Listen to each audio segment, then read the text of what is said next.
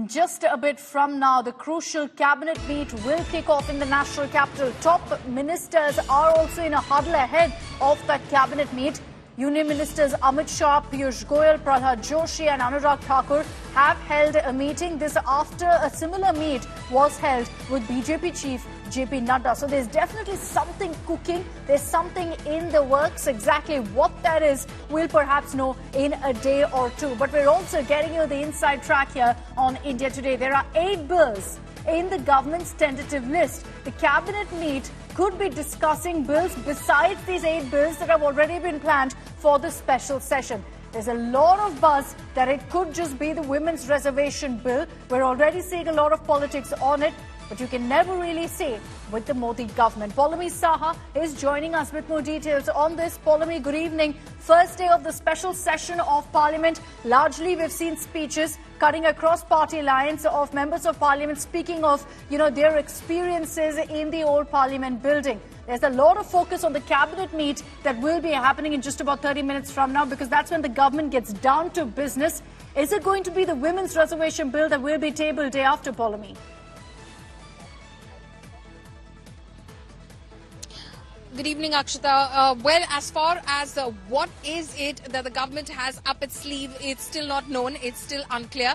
The government, of course, is not dropping any hints at the moment, although, of course, the Prime Minister did refer to historic decisions being taken during the special session of Parliament when he spoke with the media earlier this morning ahead of this session convening. He also, of course, spoke about the representation of women and the contribution of women parliamentarians over the last 75 years as he was speaking about the parliamentary journey of the last 75 years. So that, of course, added fuel to fire in terms of the speculation that has been doing the rounds, especially after the opposition, it seemed or appeared to be preempting what the government could be bringing to this special session of Parliament, because they raised it in a single voice, in a unanimous voice during that all-party meeting which was convened by the government yesterday ahead of the session.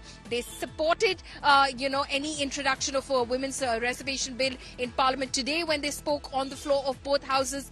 We know that the BJP has promised. Can I just interrupt for a second? And my apologies for doing that, but our next news break focuses on exactly what you're referring to. Amid all of this buzz over the women's reservation bill, let's get you details of the politics that's broken out, because the Congress, essentially sensing that the ground is being set for the women's reservation bill to be brought in, has started claiming credit already. They're saying we ensured quota for women first, and they've given details really on social media, claiming credit, saying that the seed of thought with regards to women's reservation was sowed by us. So, while the speculation continues, Paulami, it looks like the opposition is moving towards that direction. They're sensing that the women's reservation bill could actually be brought in.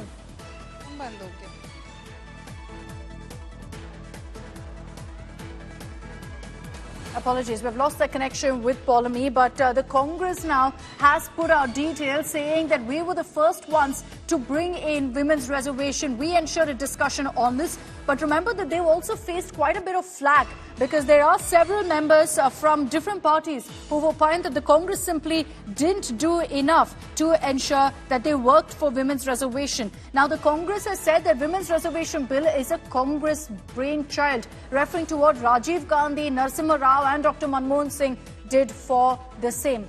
Now, it'll be interesting to see whether in 25 minutes from now, when the cabinet meet happens, there is going to be a discussion of women's reservation bill at all. Is that the direction in which the government is headed? Is that why we're seeing the special session actually being convened? Or is it only the 8 bills that have been listed as of now by the government, details of which we've also given you here on India Today? There's a big question mark on that. But what's added fuel to all of this speculation, to this raging fire, was the Prime Minister's speech just before the special session convened, when from outside Parliament he spoke of a historic decision being made in the special session of Parliament. So what exactly will be that historic decision is the big question.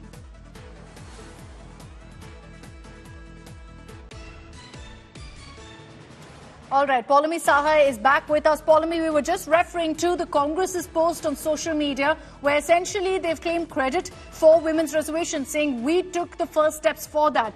And going by that, going by all the reactions that are coming in, the opposition seems to be preempting that it could be the Women's Reservation Bill. Well, yes, the opposition definitely is trying to preempt it. There's been a lot of conversation and chatter around the Women's Reservation Bill. The opposition raised it in, like I said, in a unanimous voice ahead of the session in that government-called all-party meeting as well. But as far as the Congress is concerned, of course, they're going to claim credit as well. This sort of credit war is going to break out. There will be individual parties as well who will say that we've already implemented it in terms of giving tickets to women when we, of course, go into elections at the assembly level, at the Lok Sabha level, be it the BJP, I beg your pardon, the TMC, the BJD already claiming the same. BRS, of course, already taking the lead on this. But as far as this Women's Reservation Bill is concerned, it was first taken up in 1996 when Deve Gowda was Prime Minister of India. Several times since then, this bill has been brought to Parliament in 1996 and 1999, various times up until 2008, which was the final version of the bill, which was then passed by Rajya Sabha in 2009, but was not taken up for consideration in the Lok Sabha in 2010, and the bill seemingly lapsed because of the dissolution of the 15th Lok Sabha, but because it was passed by the Rajya Sabha, which is the Council of States, the bill in the form that was brought by the UPA in 2008 is still alive. Now, unless the Narendra Modi government wants to bring its own version of a new bill with changes in terms of the provisions inside this bill on women's reservation, you could see possibly the old bill brought in, but if it wants to make changes, then of course the cabinet will take up that new bill, pass that through the cabinet, approve it, and then of course it comes into Parliament. But like I said, it was in 1996 during former Prime Minister Deve Gowda's regime that the Women's Reservation Bill first made its appearance in Parliament. All right. Thanks very much, Paulmi, for getting us those details. I'm going to come across to you in a few moments from now when that cabinet meet is set to begin at 6:30 this evening. Just an update for our viewers. The Rajya Sabha and Lok Sabha have been adjourned. Lok Sabha is set to resume tomorrow at about 1:15 in the afternoon. The Rajya Sabha will be reconvening at 2:15 p.m. And then you will be seeing all business shifting from the old Parliament to the new Parliament. Let's get your details of that. That's the next big news break here on 6 p.m. Prime. You're going to be seeing a historic move on auspicious Ganesh Chaturthi. After an emotional adieu, a goodbye to the old Parliament today, where you had members of Parliament cutting across party lines, speaking on their memories, their experiences in the current Parliament building. Tomorrow, it's a new chapter for the country. Let's, in fact, get you those details. Tomorrow at 9ish, you're going to see a group photo taking place, after which all MPs will officially shift to the new Parliament premises. There will be a brief puja on the auspicious occasion of Ganesh Chaturthi. At 1:15, Lok Sabha will reconvene, this time in the new Parliament, which is right next to the old Parliament building. At 2:15 is when Rajya Sabha will also convene.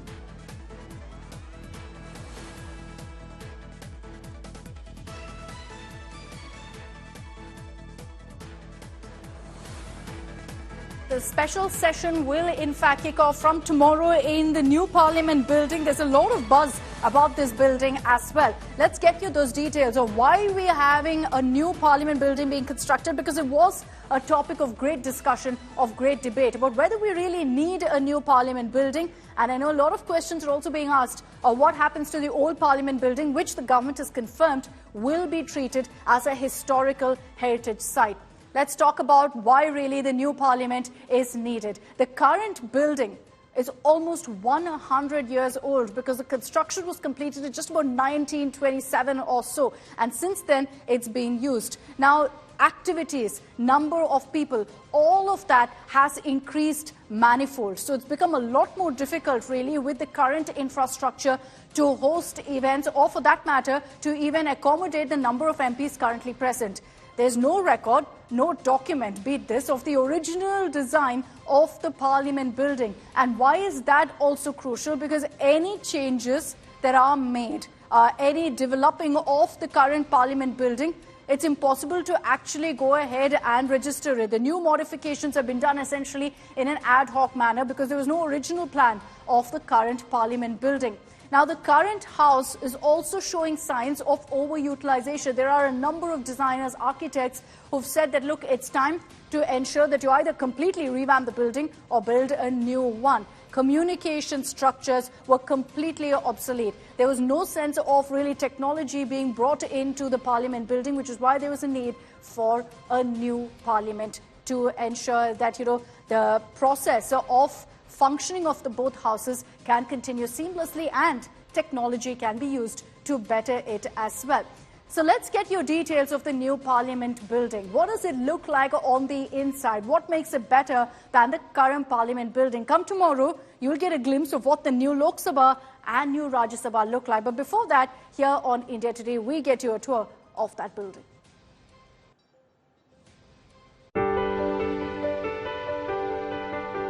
"28 months went into building this monumental narrative. An architectural masterpiece. A reflection of the nation's Atmanirbhar vision. Let's take you now on a tour of India's new Parliament. The House of the People, our new Lok Sabha. Larger and grander. 888 seats, almost 300 more than the old chamber. This is the brand new Rajya Sabha, bigger, more spacious.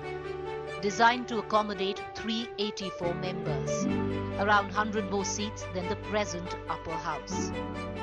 Vastness is just one element of this stately complex. India's new Parliament embodies the Indian diversity in all its glory. Materials sourced from across the country to build this temple of democracy. Teak wood from Nagpur in Maharashtra, Rajasthan's red and white sandstone. Carpets procured from Mirzapur in Uttar Pradesh.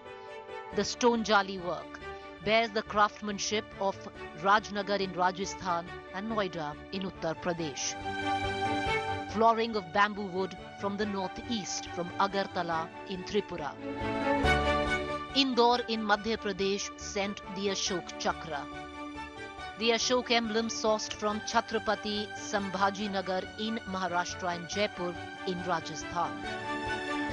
The false ceiling structure brought in from Daman and Diu. इस नई संरचना को record समय में बनाने के लिए करीब 60,000 के आसपास श्रम योगियों ने अपना योगदान दिया है. Set to be dedicated to the nation, an enduring manifestation of the spirit of Ek Bharat, Shresht Bharat. Bureau Report, India Today.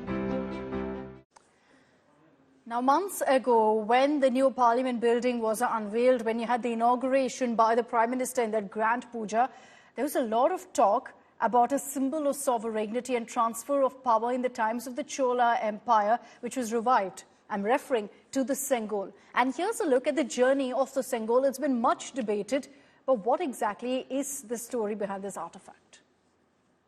Long years ago, we made a tryst with destiny. And now the time comes when we shall redeem our pledge, not wholly or in full measure, but very substantially. At the stroke of the midnight hour, when the world sleeps, India will awake to life and freedom. This landmark tryst carries a backstory. A backstory rarely told. A backstory that dates back to the Chola Empire, a Tamil dynasty that originated in the Kaveri Valley and ruled the region for over 500 years until the 13th century. Just before the Union Jack came down and 300 years of British rule ended. The transfer of power was emblematically encapsulated in a Tamil ceremony. Priests from prominent Tamil mutts carried a 5-foot scepter, sprinkled it with holy water, and handed it to Pandit Nehru at his Delhi home at sunset on August 14th. This wasn't an ordinary symbol of sovereignty. Called Sengol, derived from the Sanskrit word shankh or a conch, surmounted by a carving of Nandi, Shiva's sacred bull. The golden staff, made by craftsmen in what was then called Madras, was modelled after the wand that the Chola kings would hand to their successors.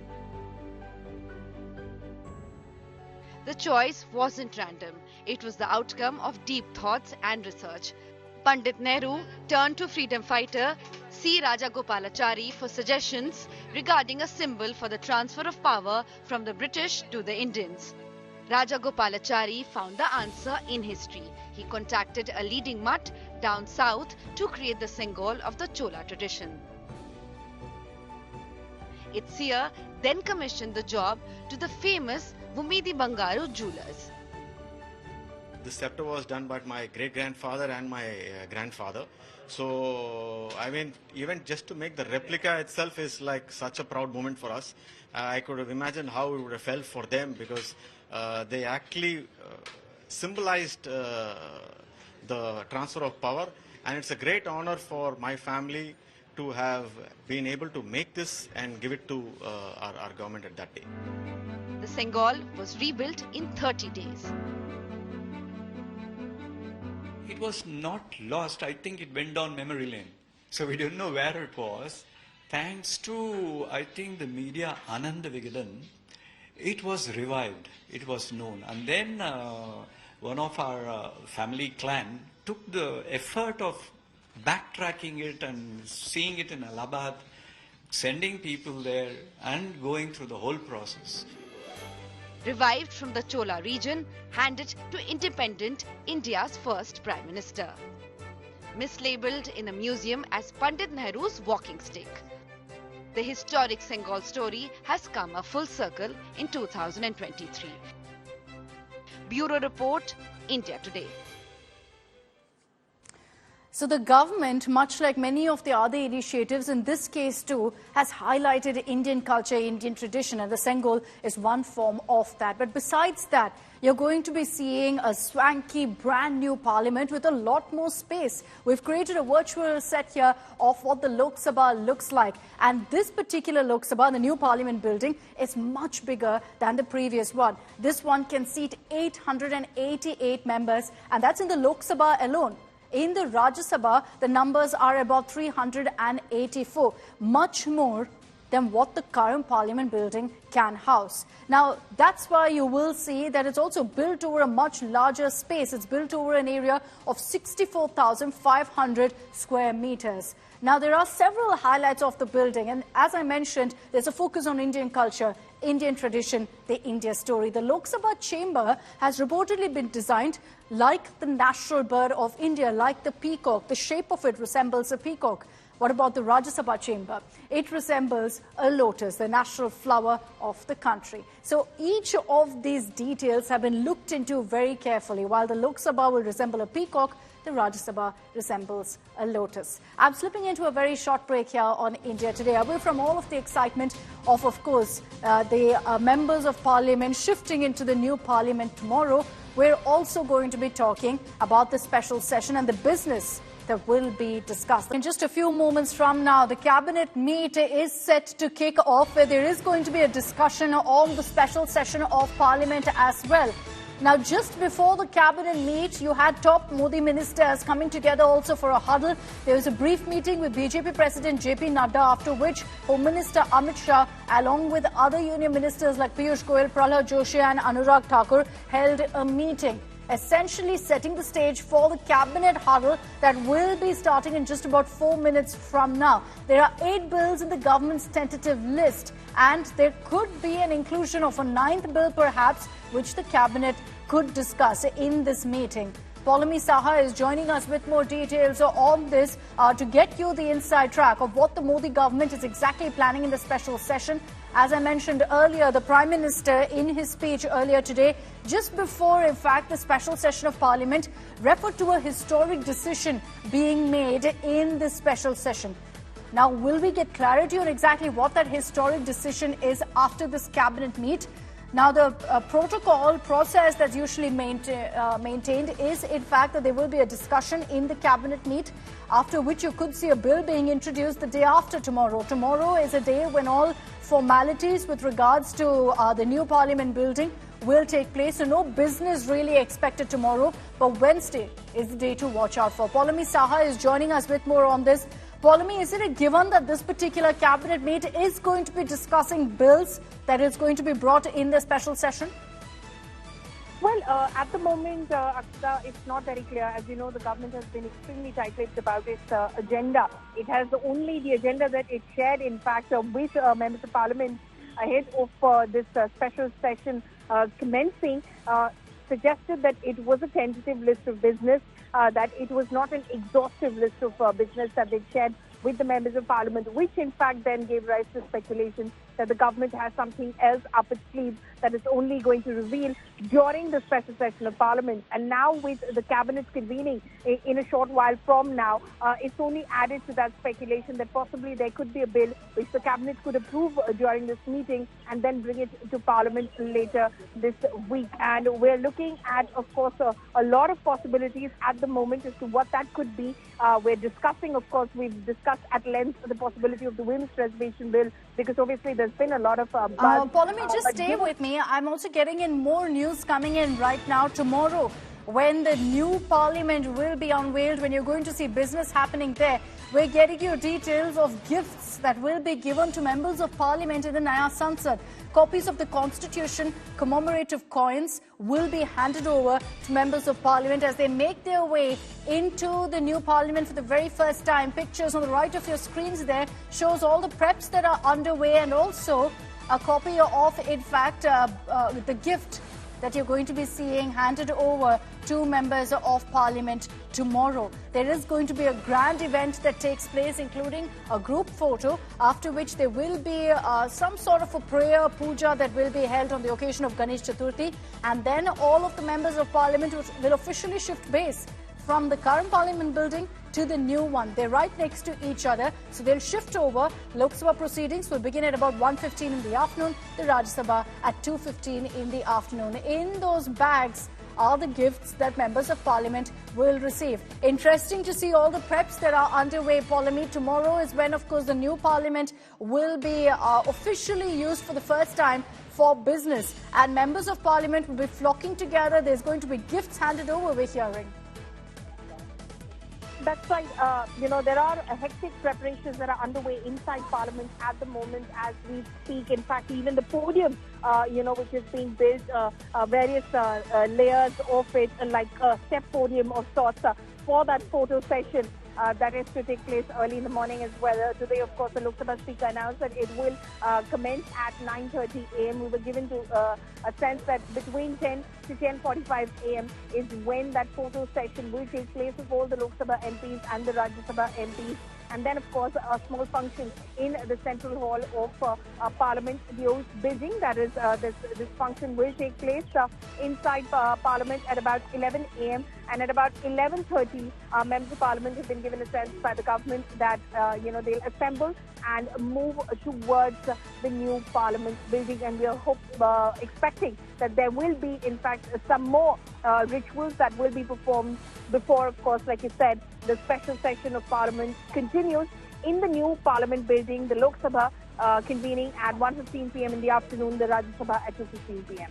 All right, Paulami, thanks very much for getting us those details. A special gift bag getting set there for all members of parliament. It contains a copy of the Constitution of India, a commemorative coin and stamp, as well as a booklet on the new parliament. It's going to be distributed among the MPs tomorrow.